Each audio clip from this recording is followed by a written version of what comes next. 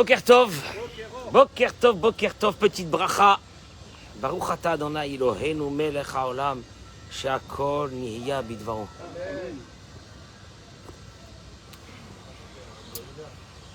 Bon ben voilà, on remercie Hachem qu'on est revenu ce matin, qu'on est là. Quel chesed. On a dormi, il nous a protégés pendant toute la nuit. C'est pas beau ça? Et on est là ce matin. Baruch Hashem. Bruchim Abaim. À ceux et celles qui se joignent à nous pour ce cours de Torah dans la bracha et la tzlacha ce matin, pour une journée de Torah, une journée de bracha et de tzlacha, Baruch Haba David, une journée de bracha et de tzlacha, de refoua shelema, de shalom à la maison, Be'ezrat Hashem. Je voudrais, à travers un tout petit bout, encore une fois, puisque mon cher Rabbeinu, on n'a pas encore fini d'entendre parler de lui, et à travers ça, arriver à une notion fondamentale dans notre vie. Je vous demande de très bien écouter parce que c'est très fort. Baruch Haba, prenez votre café, venez vous asseoir, on vous attend, il y a de la place, il fait beau, et tout va bien. Vous savez que, au moment où c'est que mon cher Rabbeinu s'est sauvé de l'Égypte, il est parti, il est devenu berger chez son futur beau-père qui va être Yitro. Et un jour, il est dans le désert et il voit de loin un buisson ardent qui brûlait. Un buisson, c'est quoi un buisson c'est quoi, Sam, c'est quoi? C'est des épines, un buisson qui brûle. Et le passouk qui dit, écoutez-moi bien parce que c'est extraordinaire. Le passouk qui dit,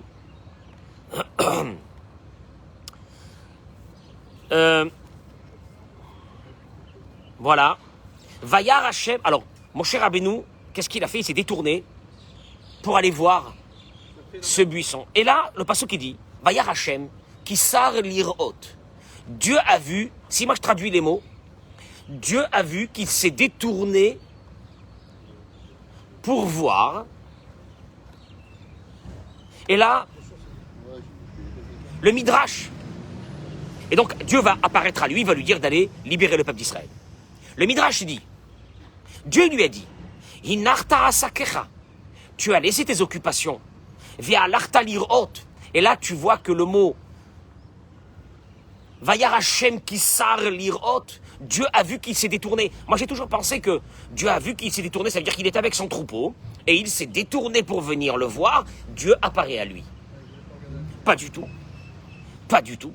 Le Midrash il dit, Dieu lui a dit, tu as laissé tes affaires, tu as laissé tes occupations, et tu es parti voir la souffrance du peuple d'Israël. Rafrid Lander, il dit, qu'est-ce que ça veut dire? Tu as laissé tes occupations. Quelles occupations qu'il avait, mon cher Rabbeinu? Non, non, pas du tout. C'est pas sur ça que Dieu lui a dit, tu as laissé tes occupations, il dit le Midrash. Il lui rappelle ce qui s'est passé des dizaines d'années avant. Tu sais pourquoi j'apparais à toi? Parce que tu as laissé tes occupations. Donc moi, aujourd'hui, j'apparais à toi. Quelles occupations tu as laissées? C'est quoi? Et là, il dira Friedlander, les occupations, ce sont les intérêts personnels de l'être humain qui sont toujours axés sur lui. Et tu es parti avec de l'empathie pour voir la souffrance du peuple d'Israël. Et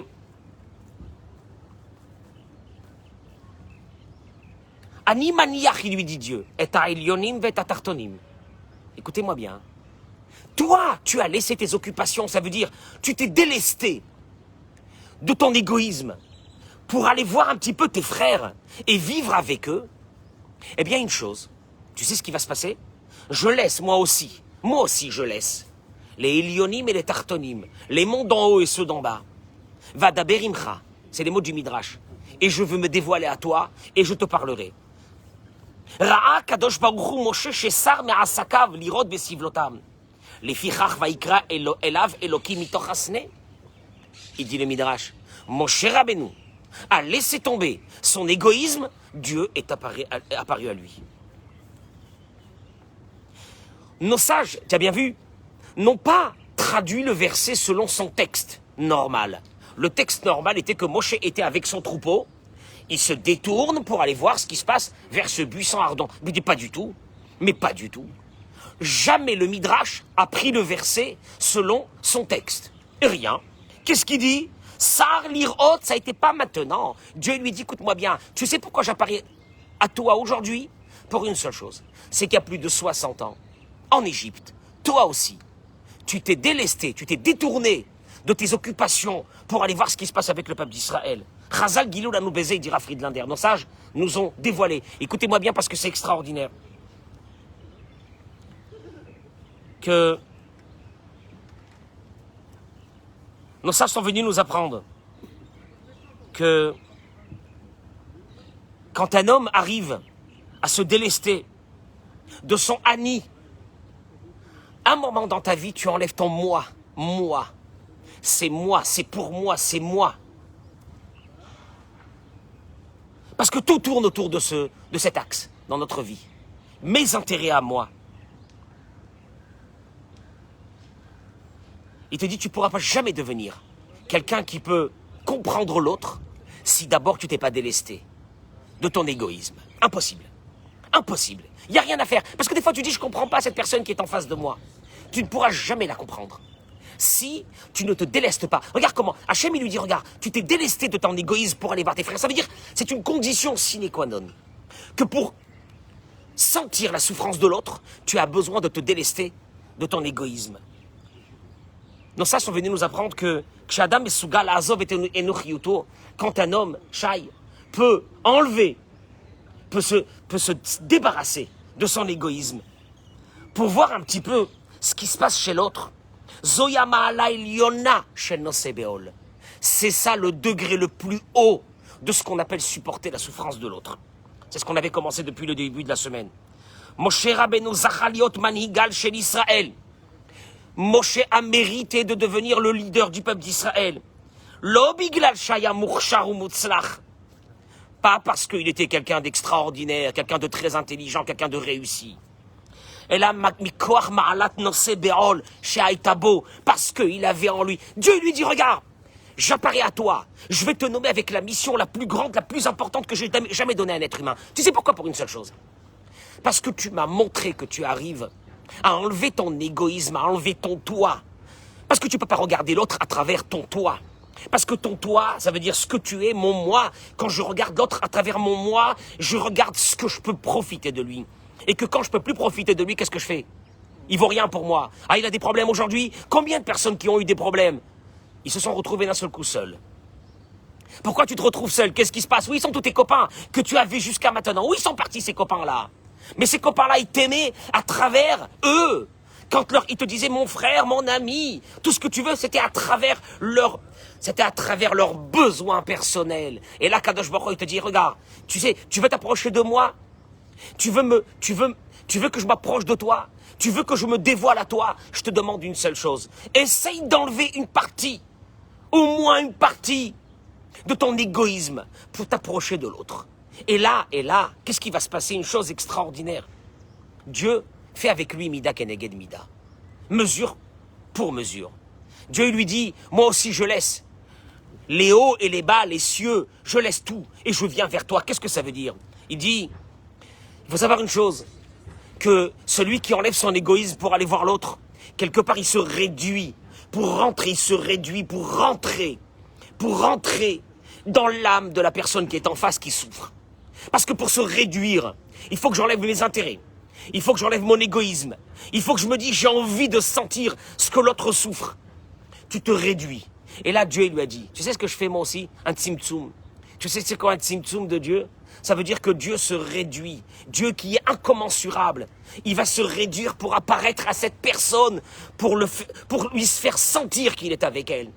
C'est Mida Keneged Mida. Tu t'es réduit. Moi aussi, Animeniach et Elionim et Tartonim. Je laisse les cieux, je laisse les grandeurs, je laisse tout. Et je viens vers toi. Et là, il termine Rav Friedlander par des mots extraordinaires. Il dit que Morav, Shavanato Gvoa va Amoka Yoter Me'avanat Amidav. Il te dit, sache une chose. Un grand enseignant, un grand professeur, un grand maître, que l'élève ne peut pas accéder à ce maître et aux connaissances du maître. Quand ce maître vient enseigner aux élèves, il doit se réduire, il doit devenir petit, entre guillemets, il doit se concentrer en une seule vision qui est laquelle? C'est Le'at'im elehem et esberav. Un vrai enseignant, un vrai maître, c'est pas celui qui débite des paroles, c'est celui qui sait descendre au niveau de l'élève pour lui parler. C'est ce qu'on appelle ce tzimtzum que Dieu, il est descendu. Et Moshe Rabbeinu va accéder à quelque chose qu'aucun être humain a accédé pour une seule chose. Pourquoi il lui a dit Dieu? Il lui a dit, j'ai vu que tu t'es détourné. Détourné pas, tu t'es détourné au moment où c'est que tu as vu le buisson ardent, c'est pas ça du tout. Sar l'irod vient du mot, parce que ça aurait dû marquer.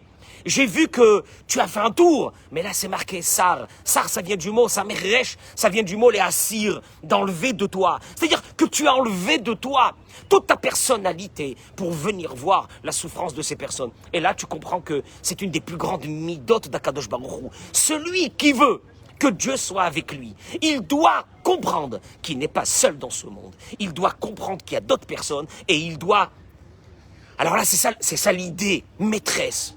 Il doit descendre au niveau de l'autre pour le comprendre. Mais en descendant au niveau de l'autre, il sera obligé de le faire à partir du moment où il s'est délesté d'une partie de ses préjugés, d'une partie de ses idées, d'une partie de son pseudo-éducation qu'il a reçue chez lui à la maison. Et aller voir l'autre, il n'y a pas que toi, il n'y a pas que ta conception de la vie qui compte, il y a aussi celle des autres, il y a aussi peut-être la souffrance que d'autres passent par rapport à ce qu'ils ont passé dans leur vie. Ça s'appelle les hassir, c'est d'enlever. Il lui a dit, tu as enlevé tous tes préjugés, tu étais un prince dans un palais, tu étais dans un autre monde, tu as tout enlevé pour ressentir ce que tes frères ils ont ressenti, je suis obligé de faire la même chose avec toi. Tu t'es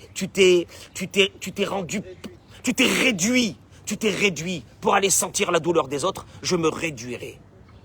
Pour apparaître à toi et pour être avec toi, comme je n'ai jamais été avec aucun être humain. Ce sont les mots du Midrash. Et je vous dis ça pour être très court, par rapport à ce que,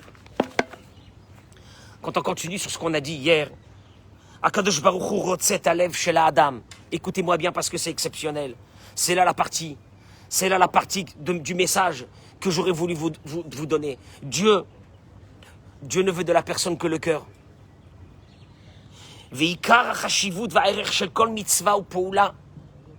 Et l'importance que tu vas donner à une action que tu vas faire pour le service divin, elle se fera qu'à travers ton cœur.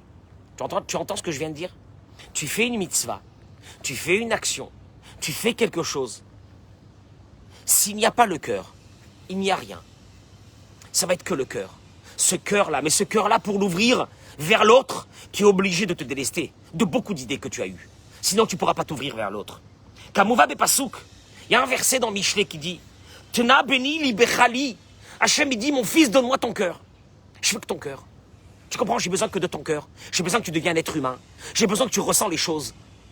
J'ai pas besoin de voir devant moi quelqu'un de sûr de lui. Quelqu'un qui a il a des acquis à lui. Et moi, c'est comme ça ma vie. Elle changera pas, c'est comme ça que j'ai appris. Combien que je me méfie de ces personnes qui me disent, moi, j'ai beaucoup réfléchi. Et je suis arrivé à une constatation. Le mec, il veut pas bouger. Et je suis arrivé à une constatation. C'est comme ça que ça doit se passer. Non, il n'y a pas le cœur. T'es un robot ou t'as un cœur. Dans les mitzvot entre l'être humain, Aïkar et Alev. L'essentiel, c'est ce cœur.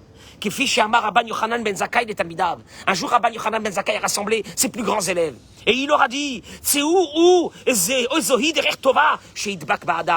sortez, allez, sortez, partez. Ramenez-moi, allez faire des études les plus grandes. Ramenez-moi l'idée maîtresse de ce qu'un homme est appelé un homme dans ce monde. Qui veut dire, donnez-moi l'idée de Avodat Hashem, du service divin, que Dieu a le plus de plaisir. Et qu'à travers ça, tu vas arriver à une proximité divine la plus grande dans le monde. Allez-y, cherchez-moi l'idée. Rabbi Eliezer, il est revenu, il lui a dit à son maître, à Rabban Yochanan ben Zakkai, je pense que Aïn Tova, un bon œil, c'est la chose la plus dominante qui peut amener un homme vers la présence divine. Rabbi Yoshua, il lui a dit, Chaver Tov, je crois qu'un ami qui est un bon ami qui me pousse vers des belles choses, peut-être c'est ça la chose la plus dominante. Rabbi Yossi lui a dit, Shachen Tov.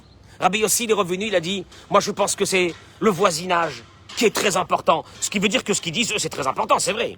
Rabbi Shimon Amar, Aroet Anolad. Rabbi Shimon, il a dit, c'est celui qui a une faculté à voir ce qui va avoir le futur anticipé pour ne pas faire des bêtises, certainement. Et à la fin, Rabbi Elazar ben Arach, il termine et il dit, Lev Tov, un bon cœur, un cœur humain. Un cœur humain qui est que tu comprends que ton but dans ce monde, c'est de faire du bien et que ton passage dans ce monde, c'est pas de prendre, mais de donner. Et là, il a dit Rabbi Yochanan ben Zakkai, Roéani et divrei Rabbi Elazar ben Arach bedivrechem. Excusez-moi, tous mes grands élèves, la parole de Rabbi Elazar ben Arach qui est le cœur, je pense qu'elle est dominante à tous les vôtres. Chez Bichlal dvarav divrechem. Parce qu'à l'intérieur de ce qu'il a dit, il y a tout ce que vous avez dit. À l'intérieur du bon cœur, il y a un bon voisin. À l'intérieur du bon cœur, tu vois le futur. À l'intérieur du bon cœur, tu vois l'avenir, tu vois tout. Tu as Aïn Tova, etc. Tout est englobé à l'intérieur de ce cœur. Il faudrait qu'on acquiert cette mida-là. Ce cœur, Vehi Leftov. Shekol hayachas shel Adam el ishto, ve'el yeladav, yeh mikol alev. Que toute l'approche que tu devras avoir vers ta femme et tes enfants, c'est avec ton cœur. Ou les fateach le'atzmo et anhaga. Il faut que tu développes ce cœur-là. Et ce cœur-là, c'est comme un sportif. Qu'est-ce qui se passe avec un sportif? Qu'est-ce qu'il a avec son cœur? Il muscle son cœur. Muscler le cœur. Et il faut que tu le développes, ce cœur. Il faut que tu le développes. Il te dit, l'argish et ishto kechelek mimenu. On a commencé hier. Il n'y a rien à faire. Il n'y a rien à faire. Si tu vas avoir la proximité divine dans ta maison, une réussite totale, il faut que tu conçois que ta femme, c'est une partie de toi-même. Tu comprends? Nous, on vit dans un monde où on s'est marié avec des partenaires qu'on attend d'eux. On attend d'eux. On est en attente de ces partenaires, du mari, de la femme, on est en attente. Mais ça n'a jamais été une partie de nous-mêmes. C'est dramatique. Il ramène ici l'histoire très connue, du Rav Aryeh Levin, Alav Shalom, Zecher Tzadik Kodesh Livracha. Rav Aryeh Levin, un jour il est arrivé avec son épouse chez le médecin. Et là, le refait, il lui a dit, il s'est approché du médecin, il lui a dit, notre pied, il nous fait mal. Alors il lui a dit, quel pied? Alors il lui a dit, le Rav, il lui a répondu, il lui a dit, notre pied. Alors il lui a dit, mais vous pouvez me montrer quel pied? Alors il a montré le pied de son épouse. Et le docteur, il lui a dit, pourquoi tu m'as pas dit que c'est le pied de ton épouse qui est pas bien, qui a un problème dans le pied de ton épouse? Qu'est-ce que tu dis, notre pied? Il lui a dit, quand mon épouse a mal dans son pied, moi aussi j'ai mal dans mon pied. Tout le monde, tu comprends l'image? Tu comprends l'image de cette histoire? Kavanatenu le'orerotra. Il te dit, ce qu'une personne doit se réveiller. La tête est à lèvres, mamache. Il n'y a rien à faire. Tu as un cœur ou tu n'as pas un cœur. Il n'y a rien à faire. Tu as un cœur ou tu n'as pas un cœur. Il te dit, tout ce qu'on a expliqué, tous les cours qu'on a fait jusqu'à aujourd'hui, pour accéder à un paradis dans ta maison, un shalom dans ta maison, un Gan Eden dans cette maison. Sache que si on t'a tous les conseils qu'on t'a donnés, si tu les accomplis, mais il n'y a pas de cœur, On a dit, il ne faut pas faire de remontrances à ton épouse. On a fait des cours sur ça, des dizaines. Ça ne sert à rien, les remontrances. Ni à l'homme, ni à la femme. Les deux. Ça ne sert à rien, les remontrances. Remontrances, ça ne sert à rien. Ok, je ne fais pas de remontrances. Mais comme je ne peux pas faire de remontrances, je fais la gueule. Ah, je suis énervé, parce que j'aurais dû faire une remontrance. Et tu dis, ça ne marchera pas. Il n'y a rien à faire. Tu verras que ton partenaire, ta partenaire, elle ne pourra pas mettre, entre guillemets, le doigt sur la chose qui lui fait mal. Mais parce qu'elle voit que son mari, en extérieur, se conduit bien.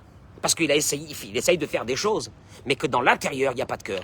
Et ça, la personne le sent. La personne qui est à côté de toi, elle le sent. Si tu me sers à manger avec le cœur, ou tu me sers à manger sans cœur, il y a une grande différence. Ça se sent. Ça ne peut pas s'expliquer. Mais ça se sent. Ça ne peut pas s'expliquer quand tu peux jouer la personne qui a un grand cœur. Et il y aura un malaise.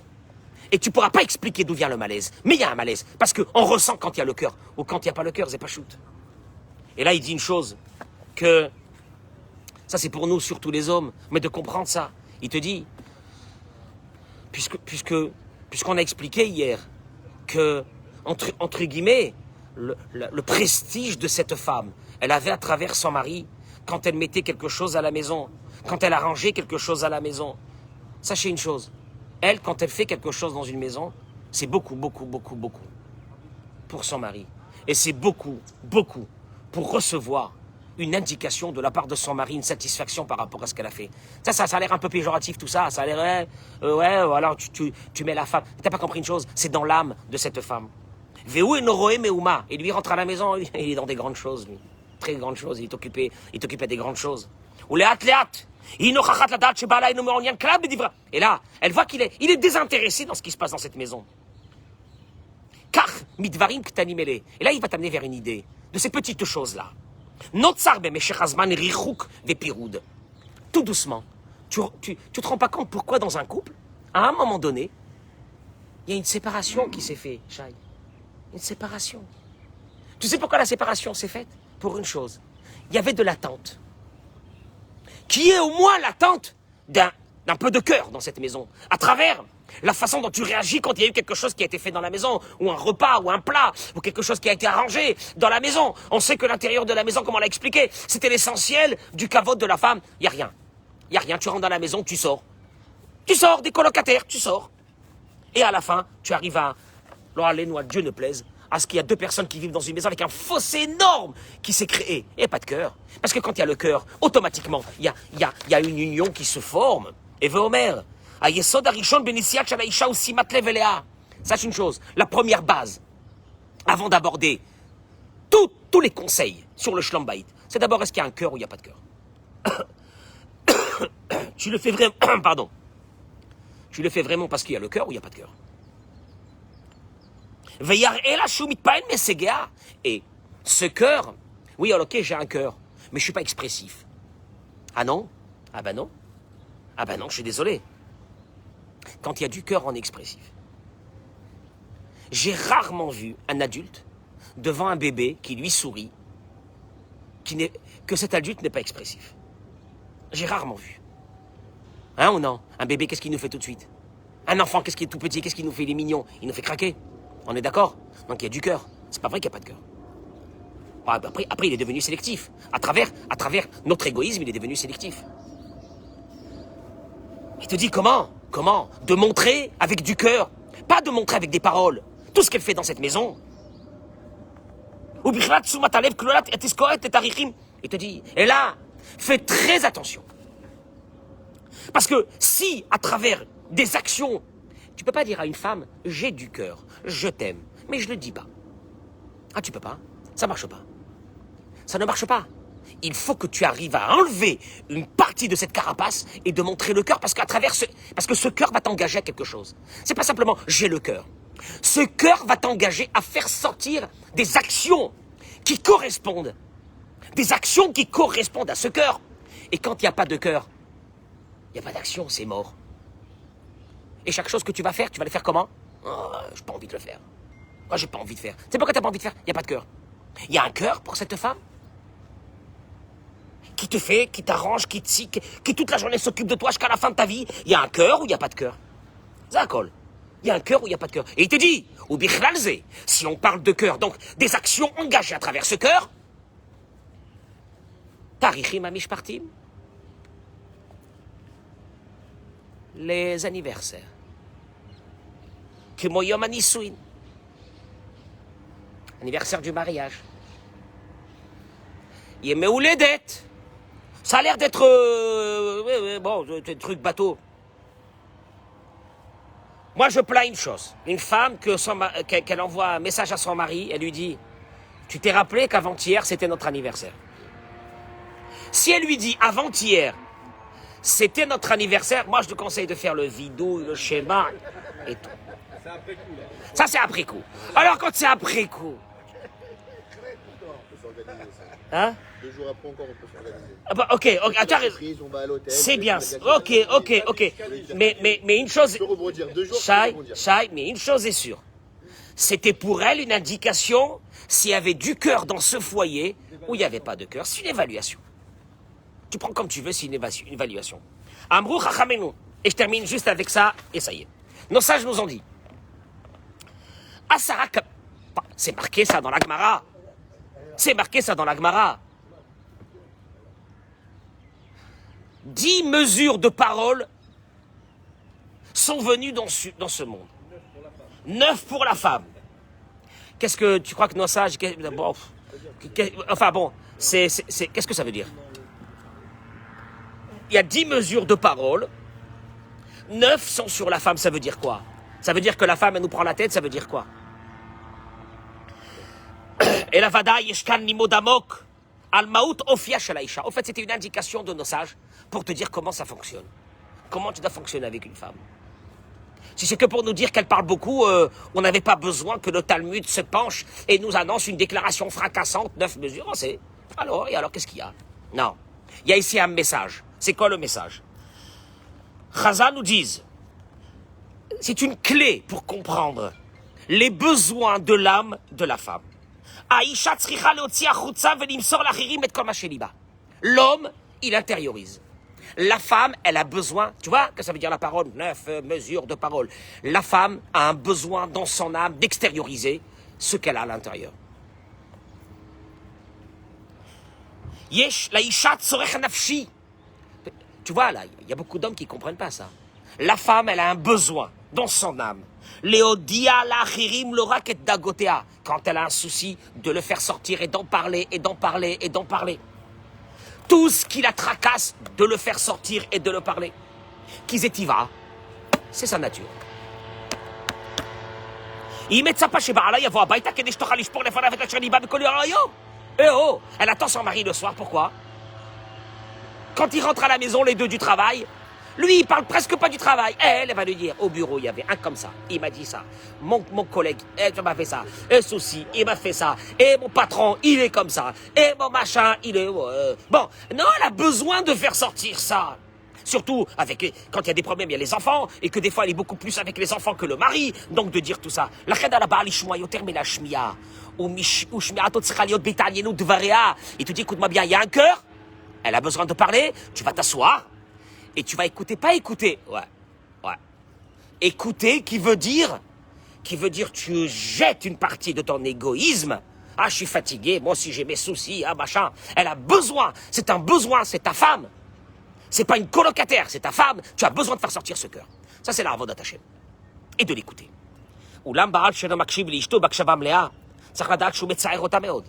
mari qui n'écoute pas sa femme, qui sache qu'il a fait souffrir énormément. Vous savez, ça c'est des choses que si nous on avait écouté ça il y a 30 ans, on n'aurait peut-être pas fait de bêtises. Hein. Moi je plains les hommes qui ne veulent pas écouter ça encore aujourd'hui. Enfin, ils vont rien que se casser la figure, c'est tout. Hein. On peut rattraper le coup? Hein? Mais il est jamais trop tard de recommencer quelque chose de bien. Il est jamais trop tard. Et je termine par une chose. Elle dit comme ça. Et quand elle ne trouve pas l'oreille de son mari, alors... alors c'est avec les amis, elle va tout déverser, toute sa vie à ses amis, ou bien à ses parents, ou bien elle veut sortir de la maison parce qu'il n'y a personne qui l'écoute. Et le mari, qu'est-ce qu'il fait? Bah oui, elle est tout le temps au téléphone. Ah, elle va tout le temps raconter à ses parents. Alors, commence-toi à l'écouter, mais avec le cœur. Tu montres que tu écoutes vraiment. Tu montres que tu t'associes avec elle, à ses soucis à elle. Tu t'associes à sa vie, mais vraiment, parce que tu sais pourquoi? Parce que c'est ça ce qu'Hachem veut de toi. Et là, ça va changer. Certainement que ça va changer. Il te dit une chose, sache, beaucoup de femmes, quand elles déversent sur leur mari leurs soucis, les problèmes avec les enfants, etc., le mari ressent ça comme une agression personnelle sur lui. C'est pas vrai. La femme, elle a besoin de faire sortir ça, tu comprends? Parce qu'elle peut pas garder à l'intérieur. Ce mal qu'elle a à l'intérieur, elle peut pas le garder. Elle a besoin de le faire sortir. Tu comprends? Il te dit, pour que vraiment tu réussisses à commencer à communiquer avec ta femme dans une maison. Le daber ima les fachot, il est gentil le rav Ratsi Shah Bayom. Avoir une vraie discussion d'une demi-heure au moins. Oh, c'est pas beaucoup une demi-heure. Je peux vous mettre au défi si vous restez vraiment une demi-heure. Alors il faut arrêter de dire qu'une demi-heure c'est pas beaucoup. L'olechol beotosman. Bon, sers-moi à manger, je t'écoute en même temps. Non! Non, non, ça marche pas. L'olitasek beshum davar. Ne pas faire autre chose pendant que tu l'écoutes. Tu vas l'écouter parce que tu sais que c'est une mitzvah. Elle a besoin de faire sortir ce qu'elle a dans son... Tiens, t'as un cœur, toi? Alors, fais quelque chose de positif dans ta vie une fois dans la journée. Les rabot beotosman est un téléphone. Éteindre le téléphone à ce moment-là, ça ne s'appelle pas écouter. Tu comprends? Les familles, ma yetzerara mitabesh la dame be mitzvot. Choshev, chez la chevette. Le yetzerara, des fois, à l'homme surtout, il lui dit, mais il y a des choses plus intéressantes à faire dans la journée. Il y a des choses plus intéressantes à faire. Je vais aller faire mincha vite. Mais elle a besoin de t'écouter. Il te dit, le yetzerara, il arrive à ce moment-là pour te faire dans, entre guillemets, de grandes choses. Va chesed agadol ou la akshiv la dame amsaper tsaro. Va être kol ma she'overa alav. Il n'y a pas plus grand chesed. Tu vois? Que d'écouter les souffrances, les soucis de l'autre. Surtout quand l'autre, des fois tu le fais pour des amis dehors. Tu le fais pour tes parents, c'est bien. Tu le fais pour des frères et des sœurs. Et quand tu le fais, vraiment tu écoutes. Et la personne qui est en face, elle sent que tu écoutes. Pourquoi tu ne le ferais pas dans une maison? Pourquoi tu ne fais pas dans une maison? Quand tu sais qu'un être humain, pour qu'il puisse accéder à quelque chose de beau dans sa vie, à ressentir Dieu, Dieu il va te demander une chose. Tu veux que je me réduise pour apparaître à toi, pour que tu me sentes? Pour ta réussite, pour ta bracha, pour tout ce que tu feras, tu veux me sentir avec toi, je vais me réduire. Pour être avec toi, je te demande une seule chose. Débarrasse-toi d'une partie de tout ce que tu as comme égoïsme. Réduis-toi pour écouter la personne qui est en face de toi. Parce que ça a été ça la pire des catastrophes aujourd'hui. C'est qu'à travers tous les médias qu'on a dans une maison, les fossés sont en train de se creuser. Et c'est pas ça. C'est qu'à l'intérieur de l'homme ou à l'intérieur de la femme surtout, des amertumes vont se composer à l'intérieur de son cœur, de plus en plus grande, jusqu'à un moment où ça va exploser. Et l'homme, lui, qu'est-ce qu'il fait? Il adore ça, la politique de l'autruche. Je parle pas. Entre-temps que je parle pas, j'ai la tranquillité. Mais c'est pas une tranquillité, c'est juste qu'il est en train de mettre de la dynamite et il s'assoit dessus et il rajoute de la dynamite jusqu'à qu'un beau jour, la dynamite elle va exploser et lui, on ne sait pas où on va le trouver. C'est clair. De parler, de faire rentrer du cœur, dans une maison, de faire rentrer du cœur avec les gens, de montrer un peu son cœur. Il y a beaucoup de personnes qui pensent que quand on montre trop le cœur, alors on est émotif. Ils appellent ça émotif. Ils préfèrent se blinder, tu vois, se blinder. Non, moi je vais être fort. Moi, il n'y a pas de cœur. Il n'y a pas de cœur, c'est un robot. À savoir si on est marié avec des robots ou avec des humains. C'est tout, hein. Ça va être ça la différence. Tu es marié avec un robot ou un être humain. Mais souvent, c'est pas de la méchanceté. Souvent, c'est de la méconnaissance du mécanisme. Le mécanisme, il est que dans une maison, l'approche première, elle doit être le cœur. Parce que c'est ce que Dieu il veut dans chaque mitzvah de l'être humain, pas l'action, le cœur. Et à travers ce cœur, il y aura un engagement d'action qui se fera, qui n'auront rien à voir avec celles qui ont été faites sans le cœur. Ça, c'est compréhensible. Enfin, voyons, c'est compréhensible. Et sans ça, où tu vas y aller? Sans ça, qu'est-ce que tu vas faire de ta vie? Ou qu'est-ce que tu vas faire? Qu'est-ce que tu vas faire? Tu vois bien que quand il n'y a pas eu de cœur, tu avais plein d'amis. Tu avais plein d'amis quand tout allait bien. Le jour où ça va mal, tu as bien vu que ces amis ne sont pas là. Combien d'amis de cœur tu as vraiment? Des amis qui ont été là avec toi que dans les souffrances et dans les moments comme ça, qu'ils ont jeté, qu'ils ont enlevé complètement leur égoïsme pour se réduire et rentrer avec toi dans ton souci. Combien tu en as eu comme ça dans la vie? Monde de sheker, de mensonges. Un monde de mensonges. Un monde où il n'y a pas de cœur. Un monde où il y a que l'égoïsme de la personne. Il n'y a pas d'empathie sur les êtres humains. Parce que pour nous, l'empathie, c'est une faiblesse. Alors que pour Akadosh Baruch Hu, l'empathie, c'est la qualité la plus grande. C'est la qualité la plus grande. Et dans un couple, c'est pas la qualité la plus grande. Elle est déterminante. Il y a du cœur ou il n'y a pas de cœur. Mais je fais tout de toute façon, monsieur le rabbin, je fais tout, moi, dans ma maison. Mais je fais tout. Voilà, je fais tout, il n'y a pas de cœur. Il n'y a pas de cœur. Il n'y a pas de cœur. Tu comprends que ça veut dire il y a un cœur? Et ce cœur-là, tu vas le donner à ton épouse, tu vas le donner à tes enfants, tu vas le donner, mais ça, il faudra se débarrasser d'une partie de l'égoïsme, de tes préjugés, de ta vie, de ce que tu as appris, de ci, de là, de t'adapter à la personne, qui se trouve en face de toi, et de ne pas rester enfermé dans tes prisons, de tes, hein?